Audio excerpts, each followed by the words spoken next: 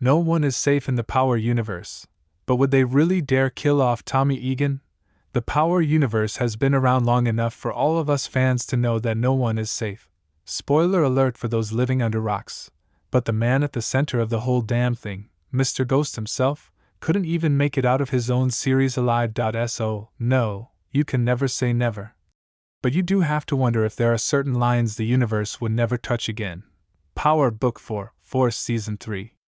Episode 1 picked up right after the events of the prior season, and Tommy was very much on the warpath, as he so often is, and it got me wondering what the ultimate endgame for Tommy is meant to be. Chicago was supposed to be Tommy's fresh start. It was supposed to be a new place, free of a painful past, where he could reconnect with family and create his own legacy untethered to ghosts or canon, or to any of the ghosts still haunting New York City. For starters, Tommy has primarily been on his own or partnered with people he's had to trust in a way he didn't have to in his old life. Even when he and Ghost were at absolute odds, they were still brothers at the end of the day. And there was still a level of trust there that could just never be completely broken, no matter what the two of them went through together. Since Liliana's death during Power Book 4, Force Season 1, Tommy hasn't had someone who's fully been all in with him and his mission, sans Maria. But that's a personal bond and not a business one. He and Diamond are partners, but in many ways it feels like something in name only. They both keep things from each other, and they both have agendas that don't concern each other. Not all partners need to be perfectly aligned, but we're 1 hour down in the final season, and Diamond is trying to kill Tommy's nephew behind his back to save himself. Scooping out the scene. Power Book 4, Force Season 2 Episode 9. These two are not willing to die for another or anything of the sort. They just have specific goals that align for right now, and knowing that outside Maria, Tommy is one misstep from truly being alone makes you wonder how he comes out of this whole thing alive. And I say that as someone who would never, ever bet against Tommy Egan. There were countless times throughout Power where it seemed like Tommy was on an island, and there was no way he could escape his comeuppance. But he always found a way. I want to think the same would happen for him this season, but there's just something about literally the whole of Chicago wanting his head on a stick that feels different from even his most desperate New York days.